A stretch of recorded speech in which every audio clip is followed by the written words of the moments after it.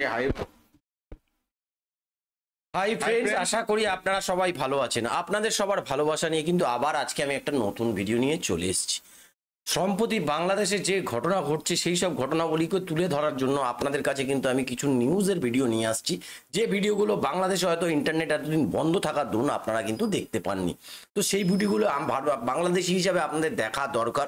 দেখুন, ভুল ঠিকের বিচার কিন্তু আমরা করবার না বা কেউ করার না, এটা কিন্তু নিউজ চ্যানেলের নিউজ, সেইটা আমরা শুনবো। বা কি বলছে ছাত্ররা, যে আমাদের সাথে আগে বসা যেত, আজকের যে ভিডিওর টপিক সেটা ছাত্ররা যেটা বলছে যে আমাদের সাথে তো আগে বসতে পারতো, এতগুলো প্রাণ চলে গেল, তাহলে কি লাভ হলো এখন বসে? তাহলে সেই প্রাণগুলো কি আর আমরা ফিরে পাবো? কখনোই পারবো না। আর অনেক লাশ নাকি, ওদের বক্তব্য যেটা খুঁজে পাওয়া যাচ্ছে না বা কিছু, সেটা আমরা বলতে পারবো না। এখান থেকে নিউজ চ্যানেল কি বলছে সেই ভিডিওটা আমরা রিয়াকশন দেবো বন্ধুরা। তো চলুন দেখে নিই।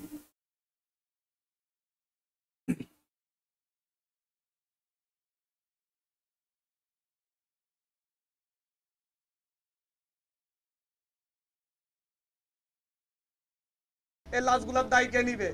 আজকে এখানে আপনাদের কাছে দাঁড়িয়েছি অবিলম্বে আমাদের ভাইদের যাদেরকে গুম করা হয়েছে, যাদের আমরা খোঁজ পাচ্ছি না, তাদের অবিলম্বে সন্ধান দিতে হবে। 24 ঘন্টার মধ্যে সন্ধান না দিলে আমি আমার ভাইদেরকে নিয়ে আমি রাস্তায় শুয়ে থাকবো। আমরা আমাদের ভাইদের খোঁজ না পাওয়া পর্যন্ত প্রয়োজন আমাদেরকেও গুম করে নিয়ে যান। আমরা কেন বাইরে থেকে কান্না করব? আমাদের ভাইরা কি ক্যাম্পাসে? কান্না জড়িত অবস্থা নিয়ে আমরা এখানে হাজির হয়েছি।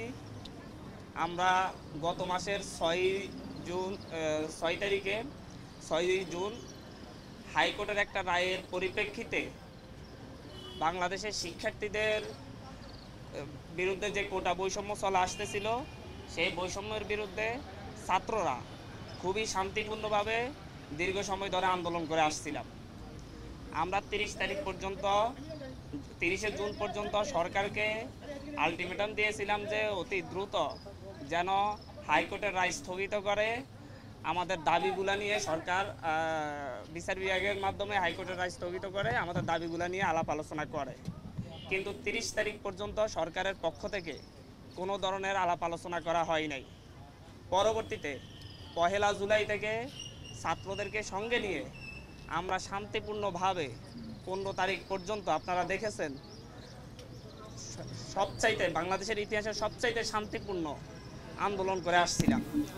এর মাঝে সরকারের পক্ষ থেকে বিভিন্নভাবে আমাদের সাথে যোগাযোগ করা হয়েছিল, আমাদের দাবি দাওয়া মেনে নেওয়ার আশ্বাস দেওয়া হয়েছিল, বলেছিল আমাদের সাথে সংলাপের ব্যবস্থা করবেন। এমনকি প্রধানমন্ত্রী যেদিন রাতে চীন সফর থেকে ফিরে এসেছিলেন, সেই দিন প্রধানমন্ত্রীর একটি প্রতিনিধি দলের সঙ্গে আমি সহ আরও 2জন সমন্বয়ক, মোট 3জন মিলে বেইলি রোডের একটি রেস্তোরাঁয় বসে আমরা আলাপ করেছিলাম, তাদের কাছে আমাদের দাবি দাওয়া তুলে ধরেছিলাম। ওনারা প্রধানমন্ত্রীর কাছে বিষয়গুলো পৌঁছে দিবেন এবং কোনো মন্ত্রীর মাধ্যমে আমাদের সাথে সংলাপের ব্যবস্থা করবেন বলে সেদিন সন্ধ্যার মধ্যে একটি সংলাপের ব্যবস্থা করবেন বলে আশ্বস্ত করেছিলেন। আমরা দুপুর 11টায় যখন সেখান থেকে ব্যাক করি, ক্যাম্পাসে এসে আমরা জানতে পারি ডিএমপি কমিশনার হুমকি ধমকি দিচ্ছেন, ছাত্রদেরকে আর রাস্তায় দাঁড়াতে দিবেন না। বাংলাদেশ ছাত্রলীগের সভাপতি সাধারণ সম্পাদক মধুর ক্যান্টিনে সংবাদ সম্মেলন করে হুমকি ধমকি দিচ্ছেন এই আন্দোলনকে দমন করবেন।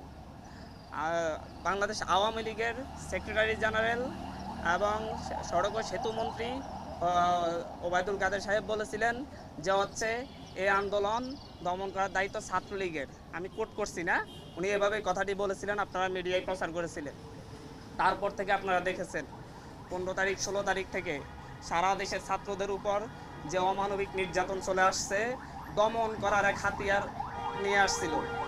ঢাকা বিশ্ববিদ্যালয় ক্যাম্পাস সহ সারা দেশের সকল পাবলিক বিশ্ববিদ্যালয়ে এক দানবের মতো লাঠিয়াল বাহিনী, পেটুয়া বাহিনী নেমে এসেছিল। রাতের আঁধারে জাহাঙ্গীরনগর বিশ্ববিদ্যালয়ে বহিরাগতদের দিয়ে অভিযান চালিয়েছিল। বিসির ভাষা ভাঙচুর করে সেখানে ছাত্রদের উপর নির্যাতন চালানো হয়েছিল। অনেক শিক্ষকরাও সেখানে আহত হয়েছিলেন। ঢাকা বিশ্ববিদ্যালয়ে সকালবেলায় দুপুরের দিকে পেটুয়া বাহিনী দিয়ে, টোকাইদের দিয়ে মেয়েদের উপর, নারী শিক্ষার্থীদের উপর, সাধারণ শিক্ষার্থীদের উপর যেভাবে হায়নাদের মতো হামলে পড়েছিল তা সারা জাতি দেখেছে।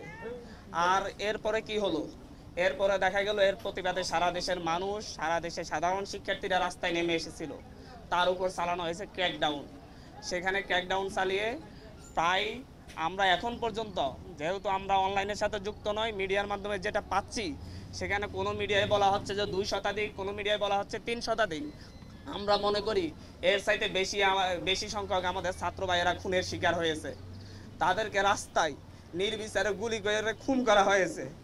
প্রকাশ্যে আপনারা দেখেছেন আমাদের ভাইদেরকে উপর থেকে হেলিকপ্টার দিয়ে গুলি করে হত্যা করা হচ্ছে। মানে খুব এক নির্মম অরাজকতা এই দেশে নেমে আসছে, এটা না হলেই পারে। যার পরিপ্রেক্ষিতে আমাদের ভাইয়েরা 2 দিনের আলটিমেটাম দিয়ে সরকারকে এর বিরুদ্ধে ব্যবস্থা নেওয়ার কথা বলে 2 দিন আলটিমেটাম দিয়ে কর্মসূচি স্থগিত ঘোষণা করেছিল। কিন্তু তারপরও আজকে জগন্নাথ বিশ্ববিদ্যালয়ে গুলি হয়েছে। আমাদের সমন্বয়ক সহ 60 জন ভাইকে খুঁজে পাওয়া যাচ্ছে না। আসিফ মাহমুদ ভাই, আবু বাকের মজুমদার, আব্দুল কাদের এবং রশিদুল ইসলাম রিফাত, এদেরকে খুঁজে পাওয়া যাচ্ছে না। ওদের বাবা মা মর্গে তাদের সন্তানদের খোঁজ নিচ্ছেন, ডিবি অফিসে গিয়ে খোঁজ পাচ্ছেন না। এক থানা থেকে আরেক থানায় তাদেরকে ঘুরপাক খাওয়ানো হচ্ছে। এই কোন স্বাধীন সভ্য রাষ্ট্রে আমরা বসবাস করতেছি? আমরা এই জাতির কাছে প্রশ্ন রাখছি, আমরা প্রধানমন্ত্রীর কাছে প্রশ্ন রাখছি। 71-এ কি 30 লক্ষ শহীদেরা রক্ত দিয়ে আমাদেরকে এরকম একটা রাষ্ট্র উপহার দেওয়ার জন্য রক্ত দিয়েছিলেন?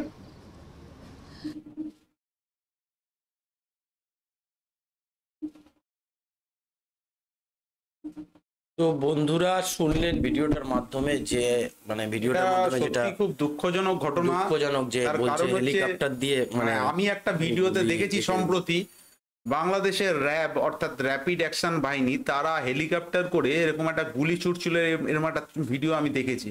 তো আমার যেটা ব্যক্তিগতভাবে মনে হয় সেটা কি যে সত্যি? হ্যাঁ আমি দেখেছি। এখন আচ্ছা, ঘটনা হচ্ছে যে সত্যি বা মিথ্যা সেটা আমরা জানি না, সেটা আমরা জানি না, কিন্তু কিন্তু যদি এটা হয়ে থাকে আমরা কিন্তু প্রতিবাদ খুব করছি। দুঃখজনক ব্যাপার আমরা এটা। ইন্ডিয়া থেকে আপনাদের পাশে আছি ছাত্র ভাই। তার কারণ হচ্ছে গিয়ে এইটা কিন্তু খুব বাজে হচ্ছে। দুঃখজনক ঘটনা। এতগুলো মানুষের প্রাণ চলে গেল, আবার কিছু মানুষকে খুঁজে পাওয়া যাচ্ছে না। তাদের মা বাবারা চারিদিকে শ্মশানে ঘুরবে, মর্গে ঘুরবে, এটা কখনোই কাম্য এটা না। হয় না। তো এই ছিল ভিডিওর বিষয়বস্তু, যে ছাত্র নেতারা এটাই বলতে চাইলো আমরা কি মানুষ না, আমাদের সাথে তো সেটাই। আগেও বসা যেত। তো আজকের মতো ভিডিওটা এখানেই শেষ করছি। আবার দেখা হবে। আবার কাল দেখাবে একটা নতুন ভিডিও নিয়ে।